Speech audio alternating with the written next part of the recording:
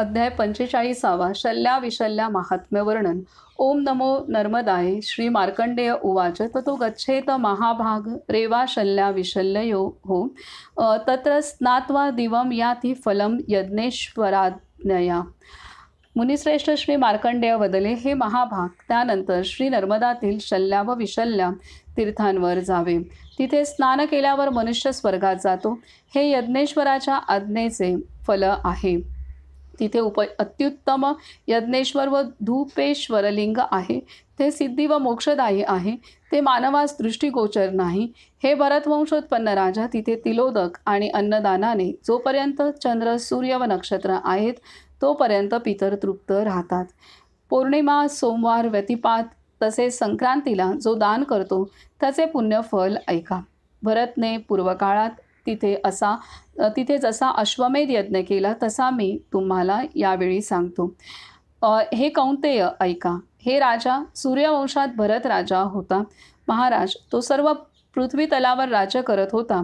जोपर्यंत गवत कीर्ती सूर्य तोपर्यंत पर्वत जल वनासहित भरत राजाचेच क्षेत्र होते। एकदा यज्ञकर्म परायण भरत राजाने भृगु पर्वताच्या दक्षिणेला कुंड व मंडपांनी शोभित 10 योजन विस्तीर्ण यज्ञभूमी सिद्ध केली। वासरासहित दुभत्या 10,00,000 गायी, 1,00,000 घोडे, 10,000 हत्ती, माणिक आदी रत्ने, विविध वस्त्रे या सर्व यज्ञाच्या सामानासह तयारी झाली। वेदध्वनीचा नाद स्वर्ग व पृथ्वी स्पर्श करू लागला। होमाने 7 लोकातील देव तृप्त झाले। या प्रकारे महातेजस्वी राजाचा यज्ञ चालू असताना यज्ञाचा विध्वंस करण्यासाठी रौद्ररूपी राक्षस माल्यवान, सुमाली, सुकेशी, शंख व दूषण हजारो राक्षसांना घेऊन त्वरित आलेत। त्रैलोक्यात दारुण या राक्षसांनी सर्व यज्ञाच्या सामग्रीची तोडफोड केली। सर्व देव व यज्ञ करणाऱ्या ब्राह्मणांचा नाश केला। हे अनघ, या प्रकारे राक्षसांनी जेव्हा यज्ञनाश केला तेव्हा होमातील आगीप्रमाणे क्रोधाग्नीने पेटलेल्या राजाने सर्व राक्षसांना मारले, जणू इंद्रदेवाने पर्वताला मारले। मृत व भयभीत धर्तीवर पडले। राक्षसांनी मारलेले ऋत्विज ब्राह्मण पाहून शोकान्वित भरत राजा बृहस्पतीला म्हणाला, तुम्ही सर्व देवतांचे गुरु तसेच त्रिकालज्ञ व त्रिवेदज्ञ आहात। देवकंटक राक्षसांनी माझ्या यज्ञाच्या वेळी ब्रह्महत्येचे पाप केले आहे। हे बृहस्पती, याचे मी काय प्रायश्चित्त घ्यावे, कृपया सांगावे। तेव्हा बृहस्पती म्हणाले, हे नृपश्रेष्ठ, मी तुला संजीवनी विद्या देतो। त्या विद्येने राजाने सर्वांना जिवंत केले। जिवंत झालेले ब्राह्मण व देव बृहस्पतीची प्रशंसा करू लागले। त्यानंतर भरपूर दक्षिणा देऊन यज्ञ पार पडला। यज्ञयूपाच्या मुळापासून शल्या व विशल्या या 2 नद्या उत्पन्न झाल्या। राजाने लोकपावनी श्री नर्मदात प्रवेश करून यज्ञांत स्नान केले। त्यानंतर देव आपापल्या यानावर आरूढ होऊन स्वर्गात निघून गेलेत। भरत राजानेही ब्राह्मणांसहित स्वनगरीत प्रवेश केला। यामुळे शल्या विशल्या दोन्ही नद्या त्रैलोक्यात प्रसिद्ध झाल्यात। ब्रह्मयोनीत भरतेश्वर लिंग विद्यमान आहे। हे राजा युधिष्ठिर, जे पाहिले ऐकले त्यानुसार तुम्हाला सांगितले, या आख्यानाच्या श्रवण कथनाने पुनर्जन्म प्राप्त होत नाही। हा श्री स्कंद पुराणातील रेवाखंडाच्या उत्तर भागातील शल्या विशल्या महात्म्य वर्णन नावाचा 45वा अध्याय पूर्ण झाला।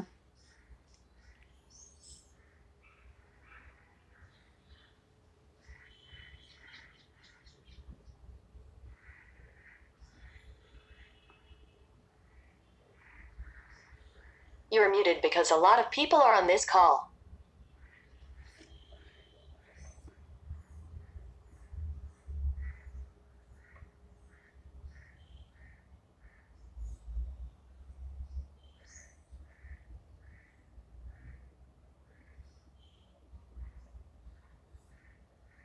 ऐकायला येतंय ना मोहन दादा?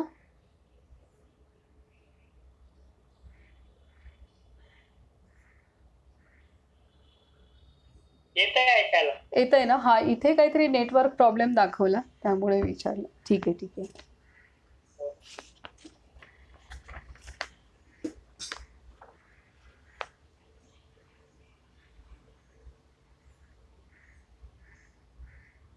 एकच मिनिट।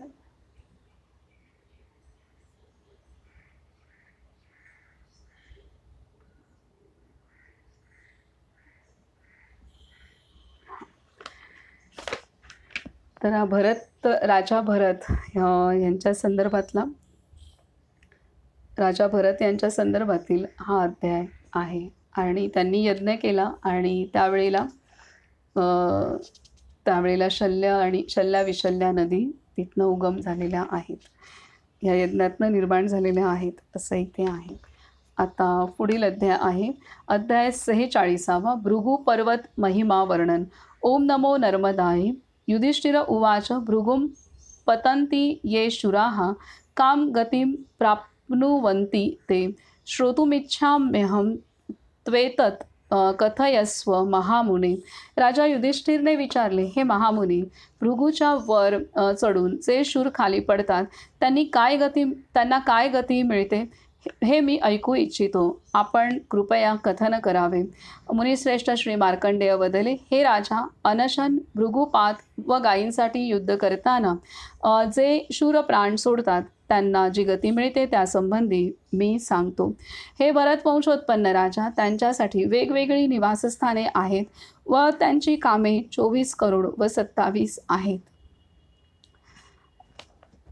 मध्यम व उत्तम कन्यांना पार्वतीने आज्ञा दिली की या प्रकारे जो मनुष्य देहत्याग करेल त्याच्यासह तुम्ही माझ्या सांगण्यानुसार स्वकुशीने भोग उपभोगा. हे नृपश्रेष्ठ, अमरेश्वराला जो देहत्याग करतो तो भृगूला पाहून ब्रह्महत्येच्या पापातून मुक्त होतो. 400 भृगू जंबद्वीपात ज्ञात आहेत. तसेच अन्य 7 भृगू उत्तम स्वर्ग सोपान आहेत. भैरव नावाचा श्रेष्ठ भृगू अमरकंटकला जाणण्यायोग्य आहे. मात्र तिथे ब्राह्मणाने देहत्याग केल्यास त्यास ब्रह्महत्येचे व स्वहत्येचे पाप लागते. हे राजा, चंद्रग्रहणात भृगूवर देहत्याग करणारा 22,000 वर्ष विद्याधरांच्या पुरात राजा होतो व सूर्यग्रहणात देहत्याग करणाऱ्यास दुप्पट फलप्राप्ती होते. भैरव रूप विंध्याचल व कैलास रूप भृगू पर्वत आहे. त्या भृगूची निंदा करणारे लिंग ब्रह्म भेदणारे असतात. त्यांच्या अपराधास भैरवनाथ क्षमा करत नाही. हे स्वामी कार्तिकेयाने सांगितले आहे. जो ब्राह्मण संन्यास सोडून माता पित्याचा घात करतो, बहीण सून व कन्येशी समागम करतो, त्यांनी भृगू पर्वतावर देहत्याग केल्यास तो सर्व पापातून मुक्त होतो व शिवलोकात जातो. हरिश्चंद्रपूर चंद्र, श्रीशैल, त्रिपुरांतिक, पापनाशक, त्र्यंबक, वाराह पर्वत, विंध्य पर्वत व कावेरी नदीचा कुंड या क्षेत्री देहत्याग केल्यास स्वर्गप्राप्ती होते. भृगूच्या दक्षिणेला चपलेश्वर लिंग आहे. इथे क्षेत्ररक्षणार्थ पापनाशक प्रसिद्ध चपलेश्वराचे 60 धनुष्यापर्यंत क्षेत्र मानले जाते. जो त्या चपलेश्वराच्या दर्शनाशिवाय पर्वत चढतो त्याचे सर्व पुण्यफल चपलेश्वर निस्संदेह घेतात. कापडावर सूर्याचे चित्र काढून ती पताका काठीला लावून एक कडे हाती घेऊन व चामराने हवा घेत जो वीर पर्वत चढतो तो एक पावलागणिक यज्ञफल प्राप्त करतो असे श्री शंकराने सांगितले आहे. त्याने प्राणत्याग केल्यास तो दिव्य देह धारण करून दिव्य यानावर आरूढ होतो व काममोहित अप्सरांसहित शिवपुरात जातो. संन्यास आधी उत्तम श्रेणीवर चढल्यावर ज्याचे अधःपतन होते तो मनुष्य पापी, दुराचारी, चांडाळ संसारात निंदित होतो. संन्यास त्याग केलेल्याचे दर्शन केल्यास यज्ञपूर्वक स्नान करून सूर्यदर्शन करून पवित्र व्हावे. शिवाय जो त्यांना स्पर्श करतो त्याने चांद्रायण व्रत करावे. त्याच्याशी बोलणे टाळावे. हे नृपश्रेष्ठ, वृद्धत्व, मृत्यू व रोग संसार सागरात अटळ आहेत. त्यामुळे भृगू पर्वतावर अवश्य चढावे. कलियुगात पाखंडी मनुष्यास याबाबत सांगणे टाळावे. दुराचारी, पुराण व स्मृतीची निंदा करणारे संभाषण करण्यास योग्य नाही. त्यांच्याशी चर्चा करू नये. सर्व देवांना श्री शिवशंकराने सांगितले आहे की जो मूढमती मी सांगितलेल्या तीर्थराजास मानत नाही तो घोर नरकात जातो. हा श्री स्कंद पुराणातील रेवाखंडाच्या उत्तर भागातील भृगू पर्वत महिमा वर्णन नावाचा 46वा अध्याय पूर्ण झाला. तर इथे भृगू पर्वताची महिमा केलेली आहे. भृगू पर्वत आता तिथे नर्मदा तटी असलेला भृगू पर्वत चढल्यानंतर तिथं तपस्या केल्यानंतर काय फलप्राप्ती होते हे इथे विस्ताराने दिलेलं आहे. आता पुढील अध्याय आहे अध्याय 47वा ओंकार महिमा वर्णन. ओम नमो नर्मदाय. युधिष्ठिर उवाच ओंकार कीर्तनं विप्रदानं यज्ञस्तपस्तथा संभवं पंचवक्त्राणां लिंगानां संभवं तथा. राजा युधिष्ठिरने सांगितले, हे ब्राह्मण श्रेष्ठ, ओंकारनाथाचे वर्णन, दान, यज्ञ, तप तसेच पंचमुखी उत्पत्ती व लिंगांची उत्पत्ती, युगसंख्या, शिवकला व चरित्र, हे महामुनी आपण प्रसन्नपणे जसे श्री शंभू महादेवाने कथन केले तसे सांगावे. मुनिश्रेष्ठ श्री मार्कंडेय वदले, राजराजेंद्र स्वामी कार्तिकेयाने सांगितलेले पुराण श्रवण करा. 18,32,000 वर्ष सत्ययुगाचे तसेच त्याच्या संध्या व संध्यांशाचे प्रमाण आहे. हे युधिष्ठिर 8,08,000 वर्ष द्वापराचे तसेच त्याच्या संध्या व संध्यांशाचे प्रमाण आहे. 4,04,000 वर्ष कलियुगाचे तसेच त्याच्या संध्या व संध्यांशाचे प्रमाण आहे. कलियुगात अल्प दूध देणाऱ्या गायी असतील आणि अल्प धान्य उपजणारी पृथ्वी असेल. त्याचप्रमाणे अल्प जलवाही मेघ व अल्प विद्या आत्मसात करणारे ब्राह्मण असतील. 16 वर्ष पूर्ण झाल्यावर मनुष्याचे तारुण्यातच केस सफेद होतील. 10व्या-12व्या वर्षी स्त्री गर्भधारण करेल. सर्व प्रजा एकवर्णी होईल व म्लेच्छ राजा होईल. कलियुगात श्री नारायणही कलिरूप धारण करेल. तेव्हा अग्निहोत्र, वेद, धर्म, यज्ञ, सत्य, तप, दान, सत्वगुण व देव नसतील. ब्राह्मण वेदविक्रयी, वेदनाशक होतील व धर्मभ्रष्टांकडेही जाऊन वेदपठन करतील. पापी कन्या विक्रय करून स्वतःचा जीवितार्थ चालवतील. एकच सहस्त्रांश धर्म राहणार नाही, केवळ एक कला राहील. जिथे कोणी सिद्ध असेल तिथे तीर्थ होईल. त्याच जलात सर्व स्नान करतील. ब्राह्मण धर्मभ्रष्ट स्त्रियांशी विवाह करतील. कलियुगात मानवात लहान मोठा भेदभाव नसेल. असेल. अघोरी पंथाचे मनुष्य असतील. मोहित पापकर्मी अज्ञ व मूर्खांचे विडंबन करतील. शिष्य गुरुला मानणार नाही व पुत्र पित्याला मानणार नाही. स्ववंशातील धनाचे हरण करून मनुष्य संन्यासाचे रूप धारण करेल. पाखंडी बहुरूपी अंगाला भस्म लावून जीवितार्थ चालवतील. राजा, वैवस्वत मन्वंतराच्या कलियुगात हे सर्व होईल. हे अनघ, आता ओंकाराची उत्पत्ती व रचना विधिपूर्वक थोडक्यात सांगतो. ज्याबद्दल तुम्ही विचारले आहे, या देवाच्या कथनाने मनुष्य भवबंधनातून मुक्त होतो. ओम हे एकाक्षर ब्रह्मनाम आहे व देह सोडताना त्याचे स्मरण करणाऱ्यास परमगती प्राप्त होते. वेदमाता गायत्रीची उत्पत्ती ओंकारातूनच झाली. ओंकार या एकाक्षरी तत्वात श्री ब्रह्मा, श्री विष्णू व श्री महादेव आहेत. ओंकारच वेदाचे मूळ आहे व वेद त्याच्या शाखा आहेत. स्मृती व शास्त्र हे सर्व फळे, फुले व पाने आहेत. जसे सर्व विद्यांच्या आधी ओंकाराचे पठन होते, तसेच सर्व देवांचा आदिदेव श्री महादेव आहे. 3 संध्या व त्रिकालाचा आधी ओंकारातच आहे. 3 अग्नी व त्रैलोक्य तसेच त्रिवर्ग म्हणजे धर्म, अर्थ, काम हे ओंकारातच असतात. 68 तीर्थे ब्रह्माला श्री महादेवाने सांगितली आहेत. 101 रुद्र केदारनाथला तर 101 रुद्र ओंकारनाथला आहेत. पंचवेद जेथून निघाले असे पंचमुखी उत्तम ओंकार लिंग आहे. 4 समुद्रापर्यंत पृथ्वीवर असलेल्या शिवलिंगांपैकी ओंकारनाथाचे लिंग सोडले तर पंचमुखी लिंग अन्य कोणतेही नाही. हे युधिष्ठिर, स्वयंभू व मन्वंतराच्या आदिकल्पातील सत्ययुगात श्री नर्मदा तटावर राहणाऱ्या देवांना दानवांनी जिंकले. कंकोल, कालिकेय व कालक नावाच्या दैत्यांनी देवांना पळवून लावले. श्री ब्रह्मदेवासहित सर्व देव ईश्वराला शरण गेले.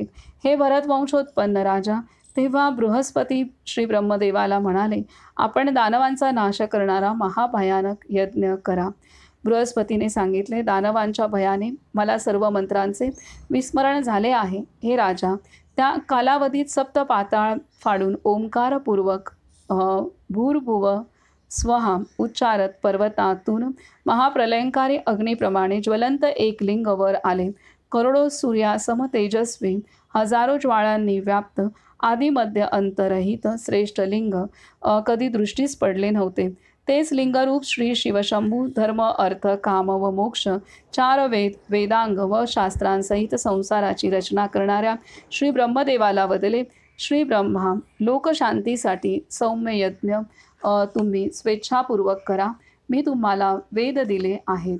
त्यानंतर श्री ब्रह्मदेवाने प्रथम दैत्यांचा नाश करणारा भयानक यज्ञ केला व लोकशांतीसाठी सौम्य यज्ञही केला. तेव्हा हे महाराज, सर्व दैत्य भयंकर यज्ञ पाहून श्री ब्रह्मदेवाच्या शापभयाने दश दिशांना पळून गेलेत. ओंकाराच्या प्रभावाने सर्व देव निर्भय झालेत. श्री महादेवाचे पूजन करून ते सर्व देव स्वर्गात निघून गेलेत. हे पार्थिव, कल्पांती ते सर्व देव त्या लिंगात लीन होतात. म्हणून त्या लिंगास अमर, ब्रह्म, हरी व सिद्धेश्वर म्हणतात.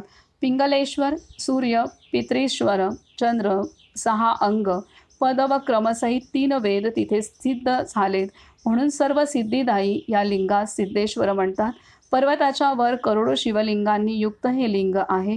या लिंगाच्या पूजनाने मनुष्य विष्णू लोकात पूजित होतो. हे महाराज, प्रत्येक कल्पात सर्व देव नसतात. हे राजा, हे अविनाशी पंचलिंग सोडून श्री नर्मदाच्या तटावर मार्कंडेय लिंग, अविमुक्त म्हणजेच विश्वनाथ, केदारनाथ, अमरेश्वर, ओंकारनाथ, त्याचप्रमाणे काललिंग या पंचलिंगांचे प्रातःकाळी स्मरण करणाऱ्या सर्व तीर्थांचे फल प्राप्त होते व तो शिवलोकात पूजित होतो. महाकालमध्ये एक शक्ती नित्य व्याप्त असते. हे नृप, 1.25 करोड तीर्थे महाकालमध्ये वसतात. हे राजा, कावेरी नदी शिवलोकात नसते, परंतु इथे शिवक्षेत्रात स्थित आहे. या क्षेत्राच्या 4 कोस अंतरात ब्रह्महत्या प्रवेश करत नाही. त्या कावेरी नदीच्या किनारी आग्नेय नावाचे लिंग आहे. हे कुरुनंदन शिवख्यात नावाने हे तीर्थ प्रसिद्ध आहे. त्यात मनुष्याने केवळ स्नान केले तरी त्यास पुनर्जन्म नसतो. जे कीटक, पक्षी, पतंग आदी तिर्यक योनी प्राप्त करतात ते सुद्धा तिथे पापातून मुक्त होतात, असे श्री शिवशंभूने सांगितले आहे. तिथे जो कोणी श्राद्ध व पितरांकरता तिलोदक देतो तो करोडो हजार युग पितरांना तृप्त करतो.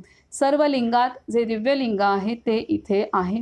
यामुळे या तीर्थात स्नान करणारा स्वर्गात जातो व त्यास पुनर्जन्म नसतो. करोड यज्ञांचे फल प्राप्त करून तो शिवलोकात पूजित होतो.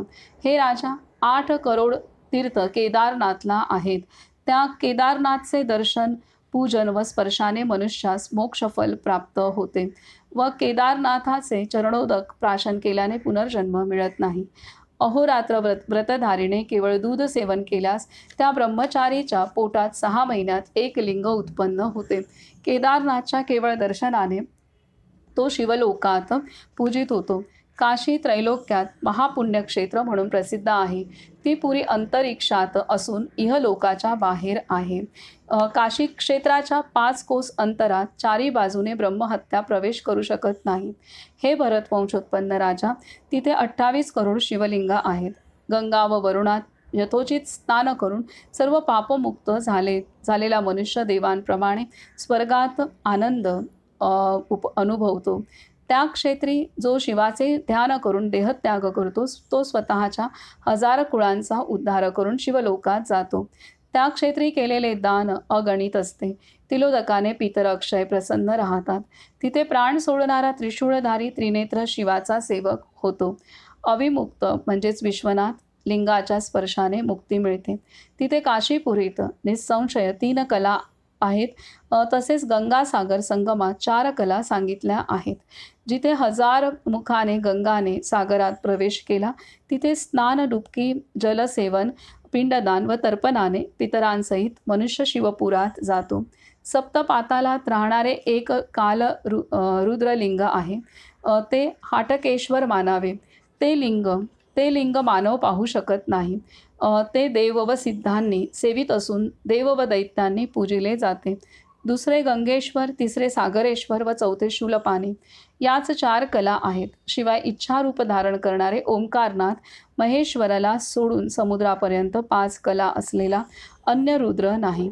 पंचवेद, पंचमुख व नवशक्तियुक्त श्री नर्मदा तटावर श्री ब्रह्मदेवाने पूर्वकालात ओंकाराचा उच्चार केला.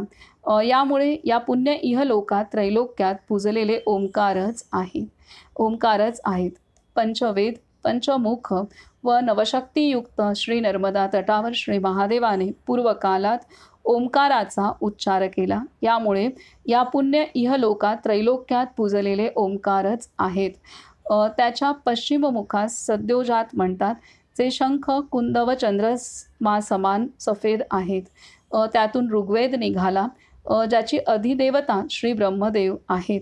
मनोहर पिवळ्या रंगाचे वामदेव नावाचे उत्तर मुख आहे. त्या मुखातून यजुर्वेदाची उत्पत्ती झाली, ज्याची देवता श्री विष्णू आहे. मेघासमान वर्णाचे दक्षिण दिशेला असलेले अघोर नावाचे मुख आहे, जे सामवेद उत्पन्न करणारा असून त्याच्या सूर्य काल व अग्निदेवता आहेत. पूर्वेला केशरा समान लाल व पिवळ्या रंगाचे तत्पुरुष नावाचे मुख आहे, ज्यातून चौथा अथर्ववेद निघाला, ज्याची देवता जल आहे. पंचरंगी नावाचे महामुख आहे. वेद सिद्धांत त्या मुखातून गायले जातात व त्याची देवता सोम आहे. सहावे सदाशिव मुख आहे, जे निर्भाग निरामय निर्लक्ष व लक्षहीन आहे. ते जाणून मनुष्य निसंशय मोक्ष प्राप्त करतो. हे राजा, ओंकाराचे हे वर्णन मी केले, जे वर्णन हजारो मुख करू शकत नाही. तर एक मुख असलेल्याबद्दल काय सांगावे. जलस्नान घालून जो बिल्वपत्राने पूजन करतो, तो 4000 वर्ष रुद्रलोकात निवास करतो. ओंकारनाथाच्या दक्षिणामूर्तीजवळ जो देहत्याग करतो, तो करोड हजार वर्ष श्री महादेवाच्या पुरात निवास करतो. जो कोणी चुना व विटांनी बनवलेला महाल व मठ पताका अन ध्वजांनी शोभित करून त्याच्या भिंतीवर चित्रमाला रेखाटतो, अथवा बांबूचा मंडप तयार करून घंटिका टांगून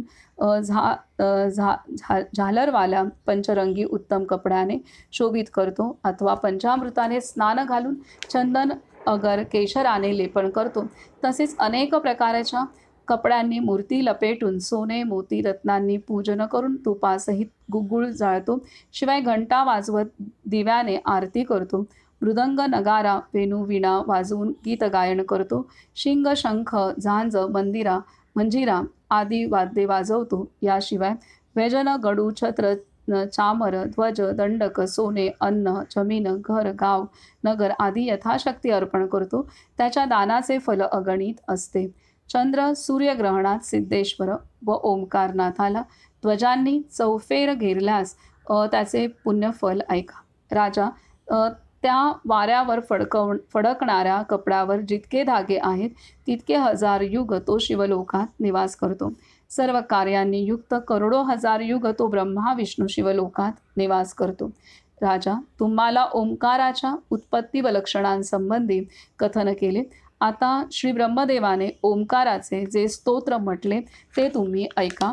हा श्री स्कंद पुराणातील रेवाखंडाच्या उत्तर भागातील ओंकार महिमा वर्णन नावाचा 47वा अध्याय पूर्ण झाला.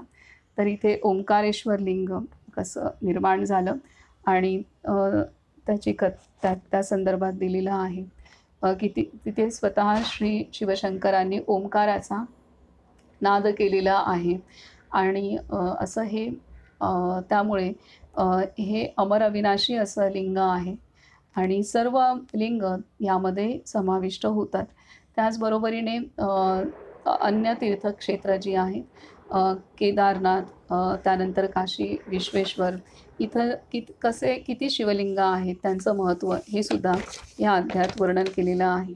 तसंच सत्ययुग त्रेता द्वापर आणि कलियुगात चे किती कालावधी असतो हे दिलेलं आहे. तर अशा रीतीने आणि ओंकाराची महिमा वर्णन केलेली आहे. तर असा हा या अध्यायामध्ये ओंकार महिमा वर्णन केलेली आहे आणि ओंकार लिंग ओंकारेश्वर लिंग ते कसं त्याची महिमा, तसंच ओंकाराची महिमा वर्णन केली आहे. आता इथे पुढील अध्याय आहे अध्याय 48वा पंचब्रह्मात्मक स्तवन. ओम नमो नर्मदाय. श्री मार्कंडेय उवाच. ब्रह्मणे कथितो मंत्र ओंकारेण ततो नघ ब्रह्मापि तद्वचः श्रुत्वा श्रोत्रमेतद् उदाहरत्. मुनिश्रेष्ठ श्री मार्कंडेय वदले, हे अनघ. त्यानंतर श्री ब्रह्मदेवाला ओंकारनाथाने मंत्र सांगितला व श्री ब्रह्मदेवाने सुद्धा त्याचे वचन ऐकून या स्तोत्राचे पठन केले. आकाश निर्माण करणारे ओंकारनाथच आहेत, कारण वेदाची पहिली नादोत्पत्ती ओंकारच आहेत. आकाशात जे सर्वव्यापी श्री शिवशंकरच आहेत, त्यांना माझा नमस्कार असो. अनंत अनाथ अमृतमय अटल मोक्षरूप शाश्वत योगासनात स्थित नित्य योगाभ्यास करणारे योगी, आकाश स्वतः सामावून घेणाऱ्या ओंकार रूप श्री शिवशंकराला नमस्कार असो. सर्व उत्पत्तीचे स्थान, सर्वांचे स्वामी, कल्याण स्वरूप श्री शिवशंकराला नमस्कार असो. अघोर नावाची कला विष्णुरूप ज्यांच्या हृदयात आहे, सद्योजात नावाची कला ज्यांच्या गुप्त स्थानात आहे, अशा ओंकाराला नमस्कार असो. नमस्कार असो. कलातीत अव्यय बुद्ध वज्रदेह जगसंहारक अध्यक्ष शासक चंद्रपिनाकधारी देवांचे अधिपती रुद्राग्निरूप पिंगट वर्णाचे सर्वांना पवित्र करणारे दुःखहर्ता ज्वलन दहन करून अंती सर्व भस्मसात करणारे क्रोधरूप अकाल मृत्युहारी धाता विधाता सर्वकर्ता कालरूप धर्मपती जगाचे ईश्वररूप उपदेशक सर्वांचा वियोग करणारे अव्यय सर्वप्रिय कारणरूप वारुण सर्वनाशक क्रूरदृष्टी भयंकर विरूपाक्ष मोठे दात असलेले धूम्रलोचन बालकासम पाशधारी महाबलवान श्वेतरूप विक्राळरूप रुद्र महाभाऊ मूलांतक अतिशीघ्र हलक्या वायू वेगाचे भीमरूप वडवानल पंचशीर्ष जटाधारी सूक्ष्म तीक्ष्ण अज्ञानरूप रात्रीचा नाश करणारे कोशागाराचे स्वामी रौद्रवाण धनुर्धारी सौम्य देहाचा दुष्टांचा नाश करणारा अनंत पालक सर्वधारण करता पाताळेश्वर वृषभध्वज धूम्रवर्णी सर्वव्यापी जगत्स्वामी महाबुद्धिमान सुखरूप अमर कल्याणरूप गणस्वामी त्रिनेत्र स्वर्गस्वामी संवाद विवादात समर्थ व प्रभावशाली एकूण 101 रुद्र असून ते ओंकारात स्थित आहेत. लोकपितामह श्री ब्रह्मदेवाने देवादिदेव श्री महेश्वराचे स्तोत्र म्हणून साष्टांग नमस्कार केला व प्रदक्षिणा करून स्मरण केले. हे भरतवंशोत्पन्न राजा श्री ब्रह्मदेवाचे असे रोमांचकारी स्तोत्र ऐकून श्री महादेव वदले, तुमच्या या दिव्य स्तोत्राने मी अतिप्रसन्न झालो आहे, त्यामुळे तुम्ही वर मागा. मी तुम्हाला देवांनाही दुर्लभ असा वर देईन. श्री ब्रह्मदेवाने सांगितले, हे देवेश, जर आपण माझ्यावर प्रसन्न आहात व मला वर देऊ इच्छिता तर जगात आपले पंचमुख माझ्या नावाने पूजले जावेत. तेव्हा श्री महादेव वदले, असेच व्हावे. तुमचे हे बोलणे सत्यात उतरावे. राजा तेव्हापासून श्री ब्रह्मदेवाची पूजा होऊ लागली. श्री ब्रह्मदेव म्हणाले, हे रुद्र, ओंकाराचे स्तोत्र जर आपल्यासमोर ब्राह्मण क्षत्रिय व वैश्याने वाचले तर इहर लोकात व परलोकात त्यांच्या सर्व इच्छा पूर्ण होतील. याचे पठन करणारा वांछित फल प्राप्त करेल. नित्य 101 वेळा पठन करणारा स्वर्गात जाईल. हे सांगून व श्री महेश्वराला नमस्कार करून श्री ब्रह्मदेव दिव्ययानावर आरूढ होऊन आनंदाने ब्रह्मलोकात गेलेत. चतुर्युग 1000 वेळा लोटल्यावर श्री ब्रह्मदेवाचा 1 दिवस होतो, परंतु ओंकाराच्या अर्ध्या क्षणात 14,000 विष्णू व असंख्य ब्रह्मदेव नष्ट होतात. या प्रकारे ब्रह्मदेवाची गती ऐकून अन्य अंतःकरणापासून नित्य शिवपूजन करावे. शिवाज्ञेनुसार शिवलिंगाचे नित्यपूजन करावे. सर्व देवतांनी वंदित लिंगाशी मूर्खपणामुळे वैर करणारा नरकात जातो, असे श्री शिवशंकराने सांगितले आहे. असत्य तत्व मांडणाऱ्यांचा नाश होतो. जन्मजन्मांतराच्या अभ्यासाने ते रसातळात जातात. पुराणातील श्री शिवकथित धर्म जाणून धर्माचरण करावे. दुष्ट व महापापबुद्धी असलेला मनुष्य अन्य धर्माचरण करतो. हे राजा, हे स्वामी स्कंद कथित पुराण तुम्हास सांगितले. याचे श्रवण कथन करणारा शिवलोकात पूजित होतो. हा श्री स्कंद पुराणातील रेवाखंडाच्या उत्तर भागातील पंचब्रह्मात्मक स्तवन नावाचा 48वा अध्याय पूर्ण झाला. तर आता इथे ओंकाराची त्यांनी सांगितलेलं आहे की 5 ओंकारातनं संपूर्ण वेद निर्माण झालेले आहेत.